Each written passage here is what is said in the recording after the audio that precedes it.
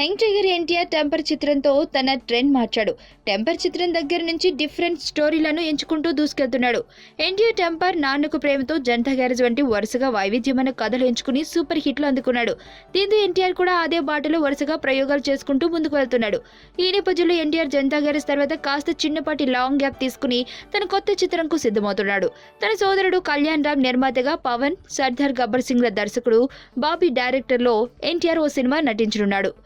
ఇక ఈ చిత్రం కోసం దర్శకుడు బాబీ అదిరిపోయి డిఫరెంట్ కథ సిద్ధం చేసినట్లుగా వార్తలుస్తున్నాయి.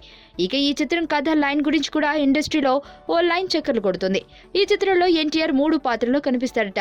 ఈ 3 పాత్రలు వేటికవే చాలా వైవిధ్యంగా ఉంటాయని అనుకుంటున్నారు. ఈ 3 పాత్రలను బట్టి ఈ చిత్రంకు జై లవకుశ అని టైటిల్ పరిశీలిస్తున్నారు. అంటే ఎన్టీఆర్ పోషించే 3 పాత్రల పేర్లు జై, లవ, కుశగా ఉంటాయని తెలుస్తుంది.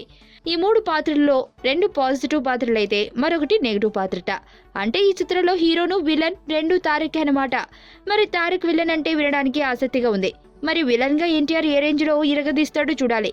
మిగిలిన 2 రోల్స్ లో ఒకటి అదృష్టం చారీ టైప్ రోల్ అయితే మరొకటి పోలీస్ క్యారెక్టర్ అని తెలుస్తుంది.